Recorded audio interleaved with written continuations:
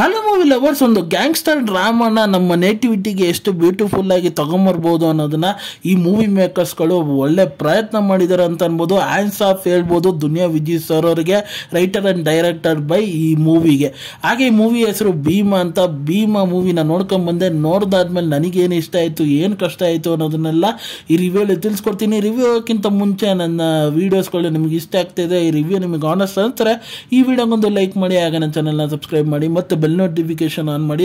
ನನ್ನನ್ನು social media ಪ್ಲಾಟ್ಫಾರ್ಮಲ್ಲಿ follow ಮಾಡ್ಬೋದು, link ನಾನು ಡಿಸ್ಕ್ರಿಪ್ಷನಲ್ಲಿ ಕೊಟ್ಟಿರ್ತೀನಿ. ಹಾಗೆ ಮೂವಿಯ ಡ್ಯೂರೇಷನ್ ವಿಚಾರಕ್ಕೆ ಬಂದರೆ 2 hours 28 minutes ಇದೆ ಅಂತ ಅನ್ಬೋದು.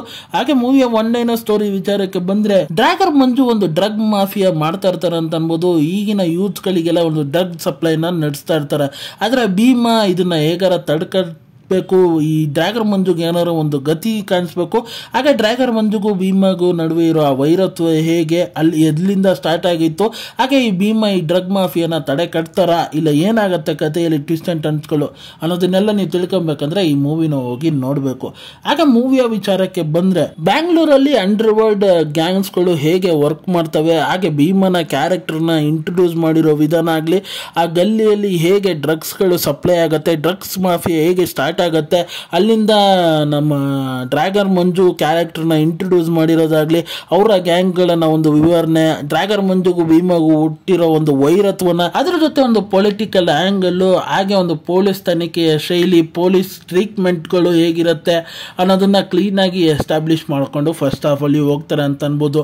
ಹಾಗೆ ಭೀಮನ ಒಂದು ತಾಯಿ ಎಮೋಷನ್ನು ಜೊತೆಗೆ ಒಂದು ಲೈವ್ ಆ್ಯಂಗಲ್ಲು, ಅಲ್ಲಲ್ಲಿ ಬರೋ ಆ ಕಾಮಿಡಿ ಎಲಿಮೆಂಟ್ಸ್ಗಳು ಫಸ್ಟ್ ಹಾಫ್ ಅಲ್ಲಿ ಕ್ಲೀನಾಗಿ ವರ್ಕೌಟ್ ಆಯಿತು ಅಂತ ಅನ್ಬೋದು. ಅದ್ರ ಜೊತೆ ಆ ಇಂಟರ್ವಲ್ ಬ್ಲಾಕ್ ಒಂದು ಡೀಸೆಂಟ್ ಆಗಿತ್ತು ಅಂತ ಅನ್ಬೋದು. ಹಾಗೆ ನಾನು ಫಸ್ಟ್ ಹಾಫ್ ಅಲ್ಲಿ ಲಿಟ್ರಲ್ ಆಗಿ ಮಜವಾಗಿತ್ತು, ಹಾಗೆ ಒಂಥರ ಎಂಗೇಜಿಂಗ್ ಆಗಿ ಕತೆ ತಗೊಂಡೋಯ್ತು ಅಂತ ಅನ್ಬೋದು. ಆದ್ರೆ ಮೂವಿಯ ಒಂದು ಸೆಕೆಂಡ್ ಹಾಫ್ ಸ್ವಲ್ಪ ಹೊಡ್ತಾ ಕೊಡೋಕೆ ಸ್ಟಾರ್ಟ್ ಆಗುತ್ತೆ. ಯಾಕಂದ್ರೆ ಒಂದು ಕತೆ ಒಂದು ಕಡೆ ದಿಕ್ಕಿಗೆ ಮಾತ್ರ ಹೋಗ್ತಾ ಇರೋ ರೀತಿ ಫೀಲ್ ಆಗುತ್ತೆ. ಹಾಗೆ ಒಂದು ರಿವೆಂಜ್ ಸ್ಟೋರಿ ಪ್ಯಾಟರ್ನ್ ಆಗಿ ತಿರುಗತ್ತೆ ಅಂತ ಅನ್ಬೋದು. ಹಾಗೆ ಅದ್ರ ಜೊತೆ ಒಂದು ಸಿಮಿಲರ್ ಆಕ್ಷನ್ ಸೀಕ್ವೆನ್ಸ್ಗಳು ಆ ಸಲಗ ರೀತಿನೇ ಇತ್ತು ಅಂತ ಅನ್ಬೋದು. ಅದರಲ್ಲಿ ಯಾವುದೋ ಹೊಸತನ ಅನ್ನೋ ಫೀಲು ಸೆಕೆಂಡ್ ಹಾಫಲ್ಲಿ ಎಲ್ಲೂ ಕೊಡ್ದಿಲ್ಲ ಅಂತ ಅನ್ಬೋದು. ಆದರೆ ಅದನ್ನು ಕ್ಲೋಸರ್ ಮಾಡಿರೋದು ಬ್ಯೂಟಿಫುಲ್ ಆಗಿತ್ತು ಅಂತ ಅನ್ಬೋದು. ಆ ಕೊನೆ ಎಂಡಿಂಗ್ ಪಾಯಿಂಟ್ ಅನ್ನೋದನ್ನ ಎಲ್ಲ ಬ್ಯೂಟಿಫುಲ್ ಆಗಿ ಕನ್ವೀನಿಯನ್ಸ್ ಆಗಿ ಚೆನ್ನಾಗಿ ಮುಗಿಸ್ರು ಅಂತ ಅನ್ಬೋದು. ಆದರೆ ಮೂವಿಯಲ್ಲಿ ನನಗೆ ಇಷ್ಟ ಆಗಿದ್ದ ವಿಚಾರಗಳಂದರೆ ಬ್ಯಾಕ್ಗ್ರೌಂಡ್ ಮ್ಯೂಸಿಕ್ಕು, ಸಾಂಗ್ಸ್ಗಳು ಒಂದು ಹೊಸ ರೀತಿ ಫೀಲ್ ಕೊಡುತ್ತೆ. ಅದ್ರ ಜೊತೆ ಆ ವಿಜುವಲೈಸೇಷನ್ಸ್ಗಳು ಆದಷ್ಟು ನ್ಯಾಚುರಲ್ ಆಗಿತ್ತು ಅಂತ ಅನ್ಬೋದು. ಹಾಗೆ ಪಾತ್ರದ ಸೆಲೆಕ್ಷನ್ಸ್ಗಳು ಬ್ಯೂಟಿಫುಲ್ ಆಗಿ ಆದಷ್ಟು ನ್ಯಾಚುರಲ್ ಆಗಿ ಎಲ್ಲ ಪಾತ್ರಗಳು ಮಾಡಿದ್ದಾರೆ ಅಂತ ಅನ್ಬೋದು.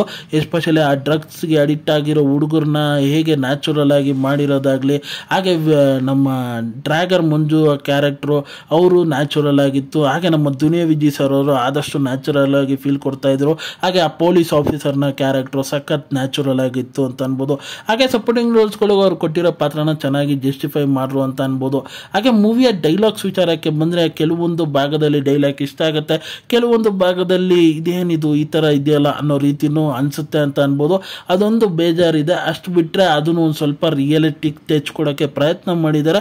ಅದೊಂದು ಅಷ್ಟೊಂದು ಇಂಪ್ರೆಸಿವ್ ಆಗಿ ಕೆಲವೊಂದು ಭಾಗದಲ್ಲಿ ಅನ್ಸಲ್ಲ ಅಂತ ಅನ್ಬೋದು. ಹಾಗೆ ಮೂವಿಯ ಆ್ಯಕ್ಷನ್ ಸೀಕ್ವೆನ್ಸ್ಗಳು ನನಗೆ ಕೆಲವೊಂದು ಆ್ಯಕ್ಷನ್ ಸೀಕ್ವೆನ್ಸ್ಗಳು ಹೊಸ ರೀತಿ ಫೀಲ್ ಆಗುತ್ತೆ, ಕೆಲವೊಂದು ರಿಪೀಟಬಲ್ ಆಗಿ ಹಳೆ ನೋಡಿರೋ ಥರನೇ ಅನಿಸ್ತು.